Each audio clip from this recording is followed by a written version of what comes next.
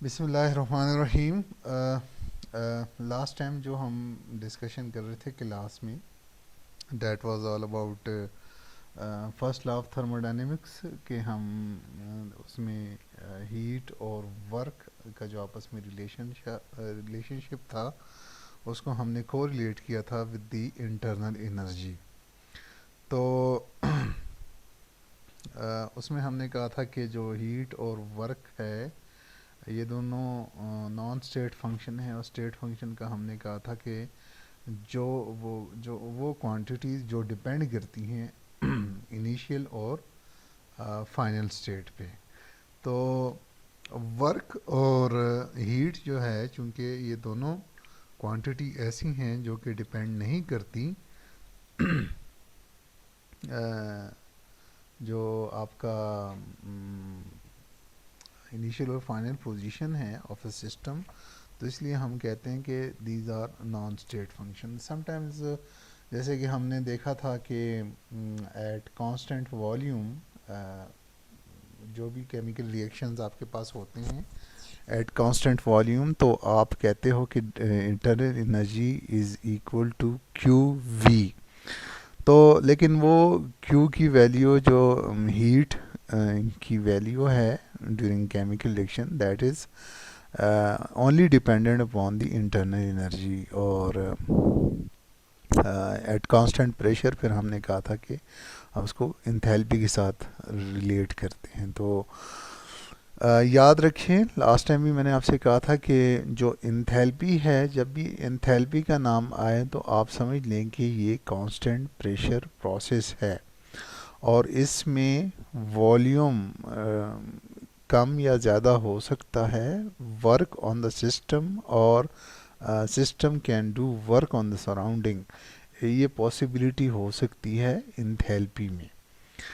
तो जो most of the reaction मैंने आपसे कहा था कि लेबॉर्ट्री में जब हम जो रिएक्शन कैरी आउट करते हैं, चाहे मोस्ट ऑफ द वो केमिकल और ऑर्गेनिक रिएक्शंस हों या इनऑर्गेनिक रिएक्शंस हों, तो वो कांस्टेंट प्रेशर प्रोसेस होता है। और अगेन दो तरह के ही केमिकल रिएक्शंस होते हैं जो कि आपने देखा कि उसमें एक एक्सोथर्मिक रिएक्शन होता है और एक एंडोथर्मिक रिएक्शन होते हैं। एक्सोथर्मिक में हीट इवॉल्व होती है फ्रॉम द सिस्टम, एंड जो एंडोथर्मिक होता है आपके पास, उसमें हीट एब्जॉर्ब होती है।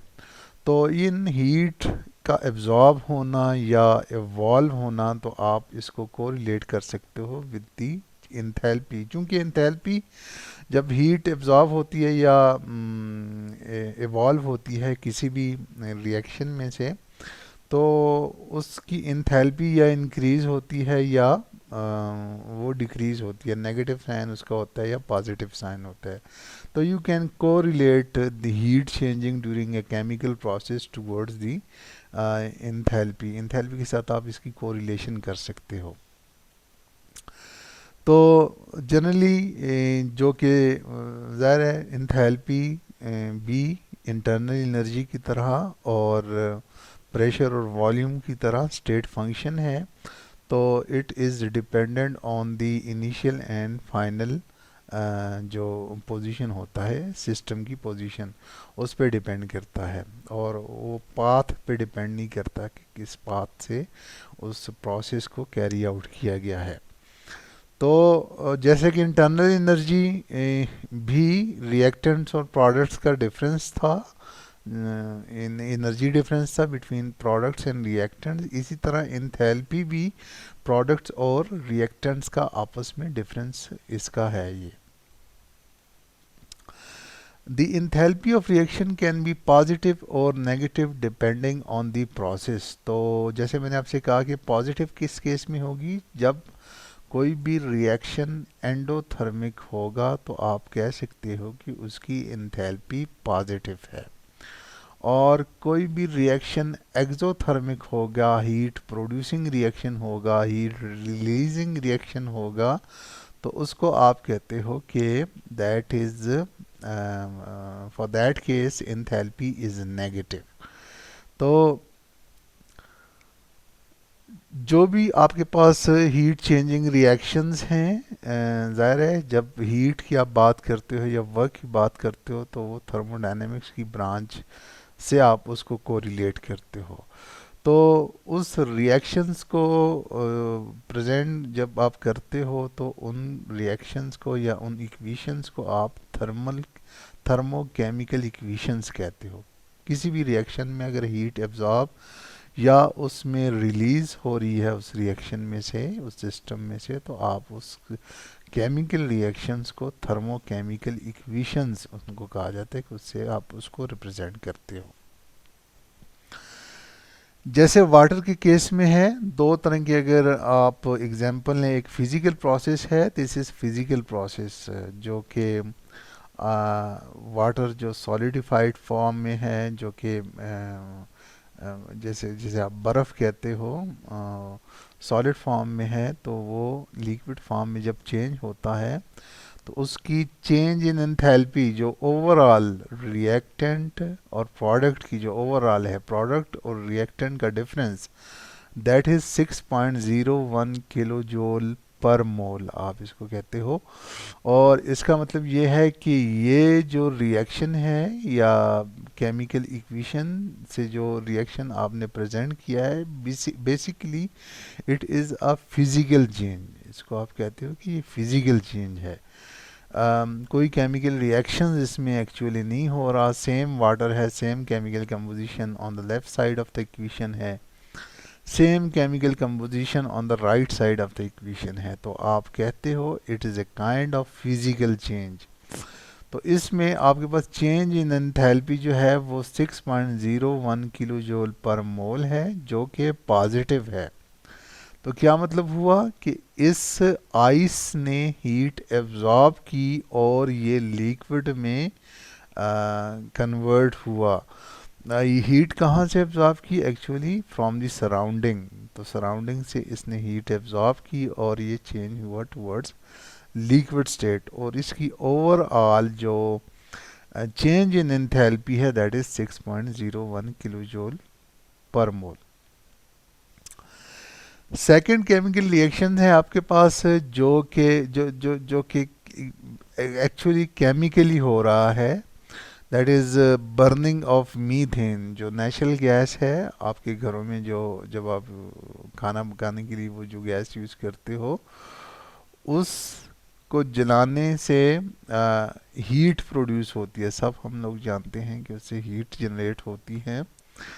तो इसका मतलब ये है कि जो पोटेंशियल एनर्जी थी with in the bond of these reactants, वो कन्वर्ट हुई है टुवर्ड्स दी हीट एवॉर्ड, जो जो उसमें से हीट रिलीज हुई है।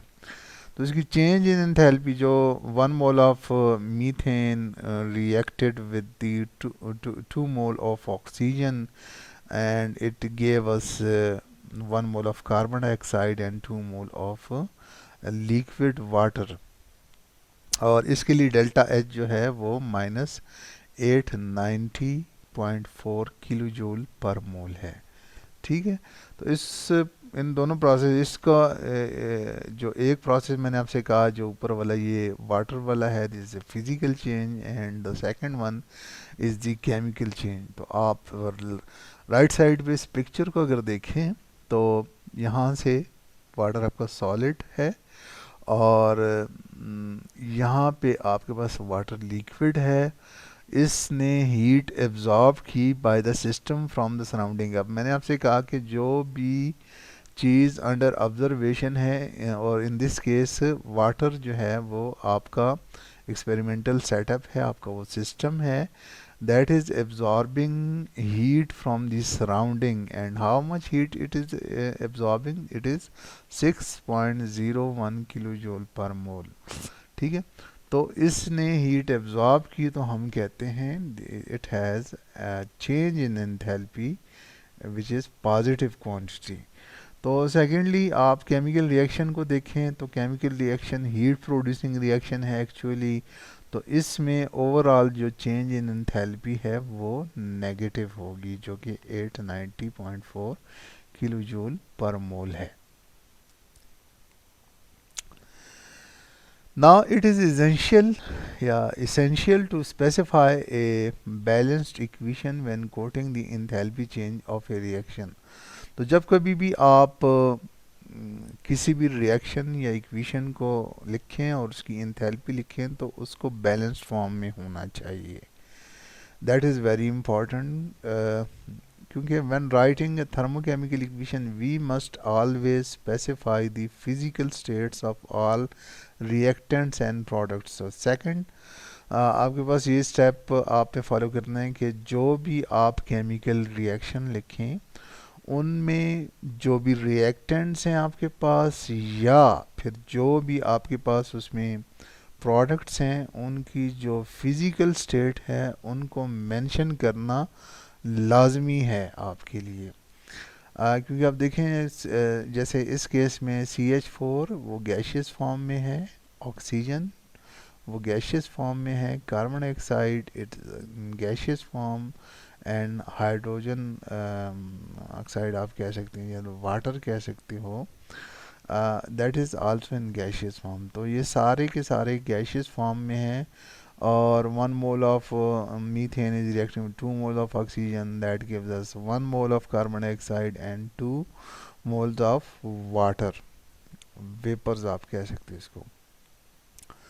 तो इसकी जो डेल्टा एच है जो चेंज इन थैल्पी है -802.4 किलो जूल पर मोल.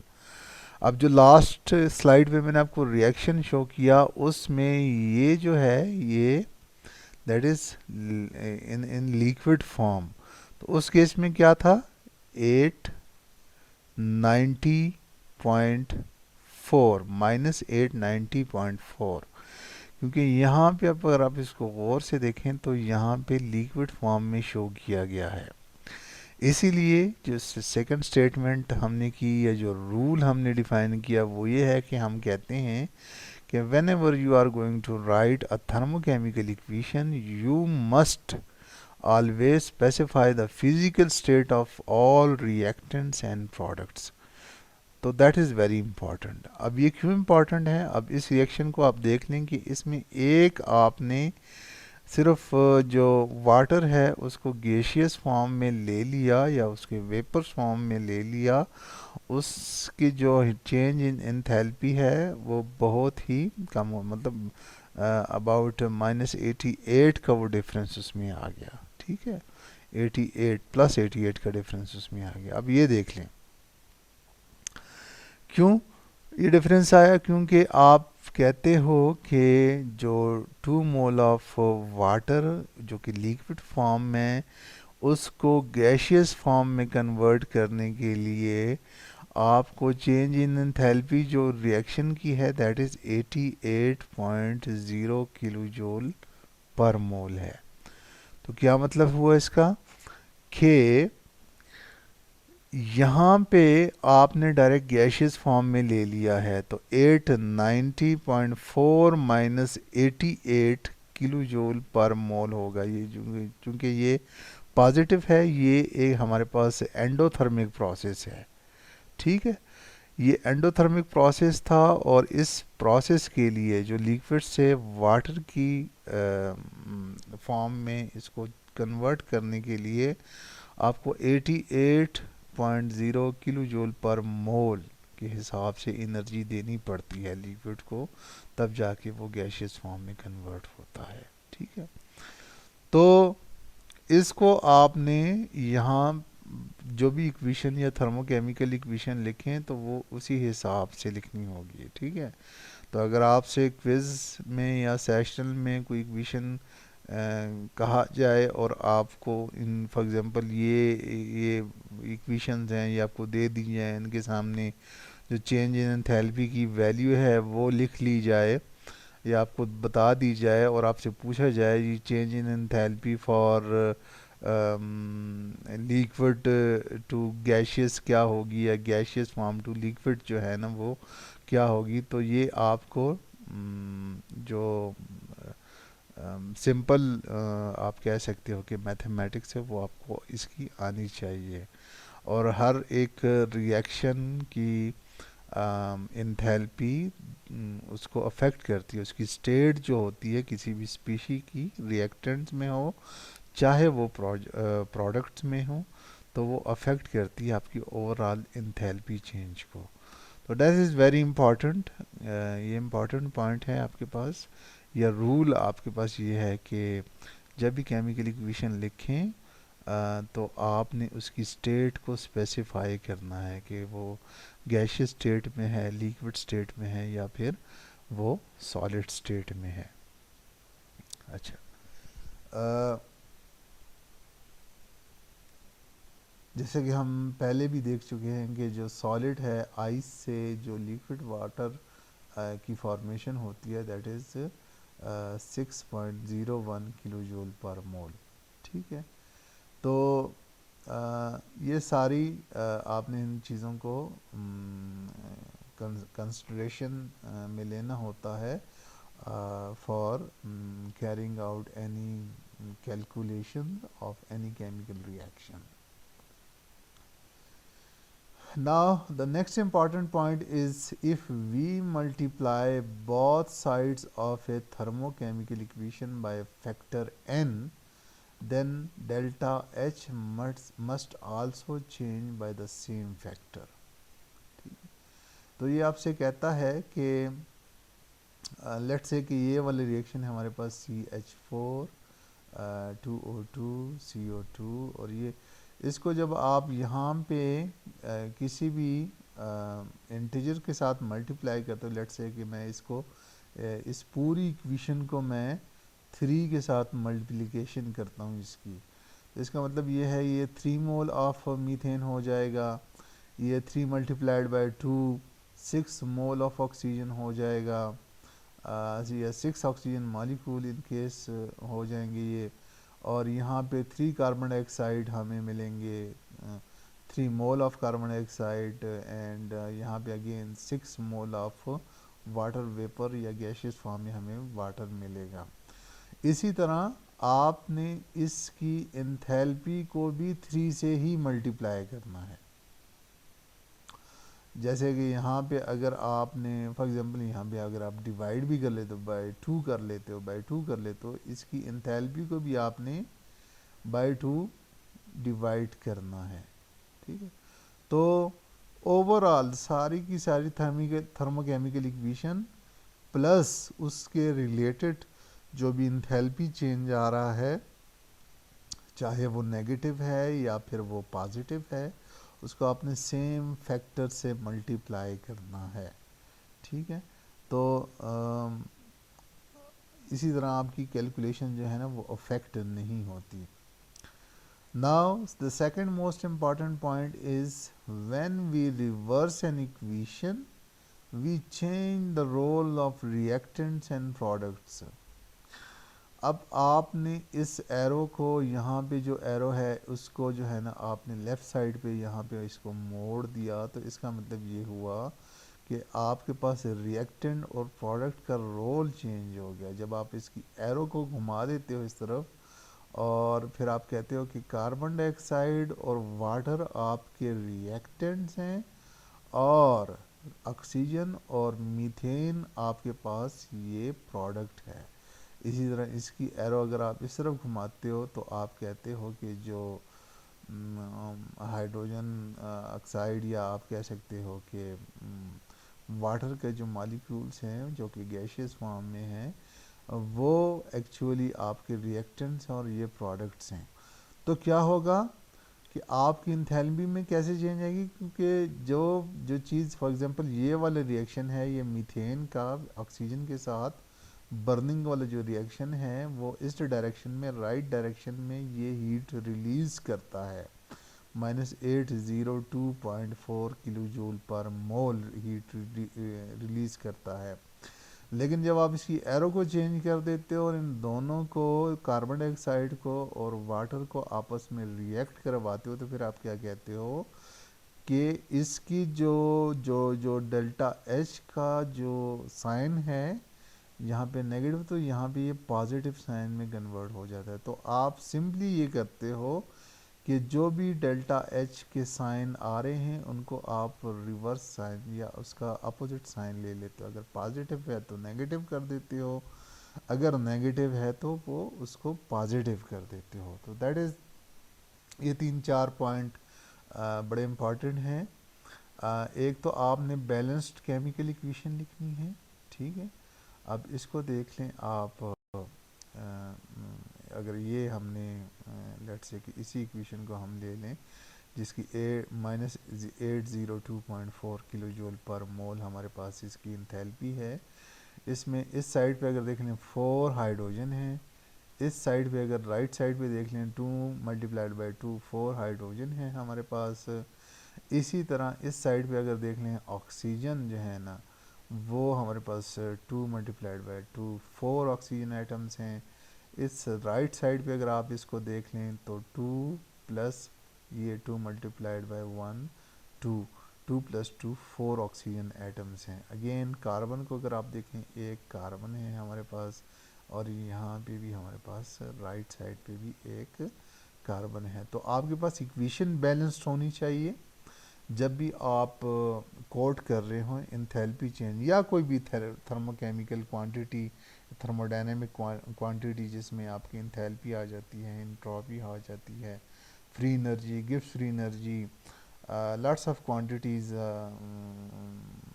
होती हैं आपके पास थर्मोडायनेमिक्स में। तो जब भी आप उनको किसी भी स्टेट फंक्शन को इनिशियल और फाइनल स्टेट में आप प्रेजेंट करते हो तो इसके लिए जो थर्मोकेमिकल इक्वेशन होती है वो बैलेंस होनी चाहिए, ठीक है। और फिर फिज़िकल स्टेट का भी आपने उसमें मेंशन लाजमी करना होता है, क्योंकि उसी पे आपकी जो एनर्जी है, हीट रिलीज़ हो रही है, एब्जॉर्ब हो रही है, वो ओवरऑल उस पर डिपेंड कर रही होती है। और फिर किसी भी फैक्टर से आप मल्टीप्लाई करें तो आपने ओवरऑल सारी उसकी रिएक्टेंट को भी, और रिएक्टेंट में जितने भी रिएक्टेंट आपके पास प्रेजेंट हैं उन सब को जो है ना सेम फैक्टर से आपने मल्टीप्लाई करना है। इसी तरह राइट साइड पे भी, और इवन आपके पास जो नंबर गिवन है उसको भी आपने मल्टीप्लाई करना है सेम फैक्टर के साथ। और जब भी आप किसी भी केमिकल रिएक्शन की डायरेक्शन आप उलट कर देते हो तो रिएक्टेंट्स को आप प्रोडक्ट बना देते हो और प्रोडक्ट को आप रिएक्टेंट कंसिडर करते हो। तो इसी तरह उसकी जो थर्मोडायनेमिक क्वांटिटी में कि कोई भी चीज़ प्रेजेंट हुई है तो उसका आप साइन चेंज कर दे। तो इस केस में आपके पास इंथैल्पी है तो जिसका आप साइन चेंज करके उसको पॉजिटिव से नेगेटिव या नेगेटिव से पॉजिटिव कर लेते हो। फिर आप ये दो क्वांटिटी हमने देखी, जो इंटरनल एनर्जी है, याद रखें कि इंटरनल एनर्जी मैंने आपसे कहा कि it is constant volume process, और जो आपके पास एंथैल्पी है it is constant pressure process. इन दोनों में डिफरेंस आपको पता होना चाहिए। लेट्स से कि हमारे पास सोडियम मेटल है और हम उसको वाटर के साथ, प्लेंटी ऑफ वाटर के साथ हम उसको रिएक्ट करवाते हैं। Simply sodium is a hygroscopic. जब भी आप सोडियम मेटल को किसी पानी में जब आप फेंकते हो या उसको साथ पानी एकदम से रिएक्शन कर लेता है तो आपके पास सोडियम हाइड्रोक्साइड की फॉर्मेशन होती है, और प्लस हाइड्रोजन गैस आपके पास इवॉल्व होती है। तो इट इज़ एक्चुअली जैसे चेंज इन एंथैल्पी की वैल्यू से हमें अंदाज़ा हो रहा है कि it is a kind of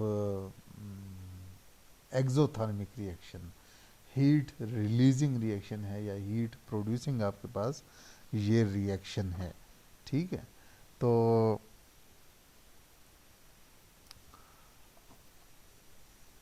यहाँ पे जनरली आपके पास जो सोडियम लेबॉर्ट्री में प्रेजेंट होता है, या लेबॉर्ट्री में आप इसको केरोसिन ऑयल में इसको आप रखते हो। तो अगेन जो हमने पॉइंट्स, अब इस केमिकल रिएक्शन या थर्मोकेमिकल इक्वेशन को अगर आप देखें तो ये बैलेंस्ड फॉर्म में हमारे पास इक्वेशन है, ठीक है। और दूसरा ये कि हमने हर एक कंपोनेंट का जो स्टेट है वो हमने आइडेंटिफाई कर दिया हुआ है और इसकी रिलेटेड हमने थर्मल जो चेंज इन एंथैल्पी है वो नोट डाउन कर ली हुई है। अब लेट्स से कि रिएक्शन होता है और हमारे पास हाइड्रोजन गैस प्रोड्यूस होती है। अब देख लें कि लेफ़्ट साइड के इस इक्वेशन के लेफ़्ट साइड पे अगर आप देखें तो सॉलिड है और हमारे पास लिक्विड है, ठीक है। तो इसमें गैस कोई नहीं है। तो आपको पता है कि liquid as compared to solid उसका वॉल्यूम ज़्यादा होता है, फिर gas as compared to liquid उस गैस का वॉल्यूम ज़्यादा होता है। तो जब यहाँ पे हाइड्रोजन गैस प्रोड्यूस हो रही है तो वो एटमॉस्फेरिक जो सराउंडिंग में एयर प्रेजेंट है तो उसको पुश करती है, ठीक है। तो मोस्ट ऑफ दी जो हीट रिलीज हुई है तो part of that heat is doing some work on surrounding, ठीक है। तो यहाँ पे क्योंकि 1 मोल ऑफ हाइड्रोजन गैस हमारे पास जनरेट हो रही है तो इसलिए ये उस एयर को जो है ना वो पुश करेगी। लेट्स से कि यहाँ पे है ये पिस्टन आपने लगाया हुआ है और इसमें ये सपोज हमने किया हुआ है कि एज अ काइंड ऑफ ये पिस्टन है आपको शो करने के लिए कि एयर प्लस वाटर वेपर्स हैं इसमें, ठीक है। लेट्स से कि यहाँ पे एक रिएक्शन आप करते हो और फिर जब इसमें ये सोडियम और वाटर का आपस में रिएक्शन करवाते हो तो इसमें हाइड्रोजन गैस प्रोड्यूस होती है। तो वो पिस्टन को अपवर्ड मूव करवाती है क्योंकि ये कांस्टेंट प्रेशर प्रोसेस है। तो इसमें चेंज इन एंथैल्पी को हम देखते हुए हम इसको कंसिडर करते हैं कि यहाँ पे हमारे पास एक्सपेंशन का वर्क हो रहा है, ठीक है। So system is doing kind of work on surrounding, ठीक है। तो जो हम मुफ्त डिफरेंट वैल्यूज़ पुट करते हैं इस इक्वेशन ये इक्वेशन जो है delta U is equal to delta H minus P delta V, ये पिछले लेक्चर में मैं आपको बता चुका हूँ कि ये इक्वेशन हमारे पास कैसे आई है, ठीक है। तो इसमें आप देख लें कि जब डिफरेंट वैल्यूज़ आप पुट करते हो और उसको किलो जूल पर मोल में कन्वर्ट करते हो तो आपके पास delta U is equal to -367.5 kilo joule per mole -2.5 kilo joule per मोल। तो यहाँ पे डेल्टा यू हमारे पास -370.0 किलो जूल पर मोल है, ठीक है। आलमोस्ट आप कह सकते हो कि डेल्टा यू और डेल्टा एच हमारे पास आलमोस्ट इक्वल होती है, लेकिन यहाँ पे जो डिफरेंस आ रहा है वो किस वजह से आ रहा है, क्योंकि जब ये हाइड्रोजन गैस यहाँ पे प्रोड्यूस हो रही है तो पार्ट ऑफ दिस एनर्जी जो -370.0 किलो जूल पर मोल है आलमोस्ट अगर आप इसमें से ये 367.5 माइनस करें तो आपके पास एक अमाउंट आएगी वो राउंड अबाउट 2.5 और समथिंग लाइक दैट आपके पास ये अमाउंट है। तो ये वॉल्यूम प्रेशर वॉल्यूम वर्क कर रहा है आपका सिस्टम आपके सराउंडिंग पे, ठीक है। तो ऑलमोस्ट आप कह सकते हो कि जो internal energy of the system है और plus change in enthalpy, change in internal energy and change in enthalpy is almost equal. लेकिन अगर ये कांस्टेंट वॉल्यूम प्रोसेस होता है तो ये वैल्यू और ये वैल्यू सेम होती है। ये 365 ये वाला प्रोसेस ये कांस्टेंट वॉल्यूम अगर होता तो जो कि इस केस में है तो ये 370 ये भी है और 370 ये भी होता। लेकिन चूंकि इसमें ये डिफरेंस इसलिए है कि part of that internal energy is doing work on the surrounding, ठीक है। Another way to calculate the internal energy is the change of the gaseous reaction is to assume ideal gas behavior and constant temperature. तो again ये वाली equation delta H is equal to delta U is equal to delta H minus delta P V is equal to delta H minus delta N R T. P V की जगह ideal behaviour अगर हम इसको assume करें, P V is equal to N R T, हमने उसमें put किया are, और जबकि हम कह देते हैं कि कांस्टेंट टेम्परेचर है और अगेन आर भी हमारे पास कांस्टेंट है, तो change in number of moles आपके पास उस पे ये इंटरनल एनर्जी डिपेंड करती है। ठीक है, तो ये हमारे पास एक इसमें टॉपिक हमारे पास थर्मोडायनेमिक्स जो चैप्टर हमने शुरू किया हुआ है, कैलोरीमेट्री का एक टॉपिक है, उसको मैंने रहने दिया है। आप अपने तौर पे इसको पढ़ भी सकते हैं, हो सकता है मैं इसकी असाइनमेंट भी आपको दे दूं, लेकिन उसमें शायद थोड़ा सा और आपने एडिशन उसमें करनी पड़े। तो नेक्स्ट टाइम हम फिर देखेंगे जो पीरियोडिक टेबल है उसको हम देखेंगे नेक्स्ट क्लास में। तो आज के लिए इतना ही है। तो इसमें हमने देखा थर्मोडायनेमिक जो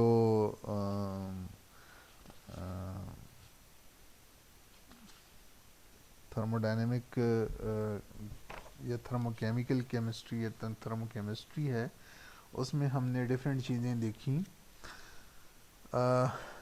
एक तो सबसे पहले आपने डिफरेंस जो स्टेट फंक्शन है उसकी डेफिनीशन आपको पता होनी चाहिए। स्टेट फंक्शन क्या होते हैं, नॉन स्टेट फंक्शन क्या होते हैं, और आपको ये भी पता होना चाहिए कि वर्क और जो एनर्जी है या हीट है वो क्यों स्टेट फंक्शन नहीं है। दूसरा ये कि फर्स्ट लॉ ऑफ थर्मोडायनेमिक्स और इसके उससे रिलेटेड जो भी डेफिनेशंस हैं वो आपको आनी चाहिए। कांस्टेंट वॉल्यूम प्रोसेस क्या होता है, कांस्टेंट प्रेशर क्या प्रोसेस क्या होता है। जब कांस्टेंट प्रेशर प्रोसेस होता है या फॉर एग्जांपल कोई भी सिस्टम वर्क करता है, ये हमने लास्ट लेक्चर में मैंने आपको बताया था कि वर्क जब कोई सिस्टम सराउंडिंग पे करता है तो वर्क की जो उसका साइन होता है वो क्या होता है। इसी तरह जो हीट है उसका साइन क्या होता है जब सिस्टम पे काम हो रहा हो या सिस्टम सराउंडिंग पे काम कर रहा हो। तो सारी चीज़ों का आपको पता होना चाहिए। तो इससे रिलेटेड यहाँ तक इससे रिलेटेड कोई एग्जांपल भी है आपकी बुक में अगर मौजूद हैं उनको भी आपने सॉल्व करना है। प्लस इससे रिलेटेड जो कि आपके पास लेट्स से कि एक्सरसाइज में कोई किसी किस्म के क्वेश्चंस हैं, न्यूमेरिकल्स हैं, उनको भी आपने सॉल्व करना। तो इस इक्वेशन जितनी भी हमने इक्वेशंस देखी हैं और उन इक्वेशन से रिलेटेड कोई भी प्रॉब्लम है वो सारे आपने उसको सॉल्व करने हैं। तो that is very important from your examination point of view. So अभी हम क्वेश्चन आंसर का सेशन शुरू करते हैं। और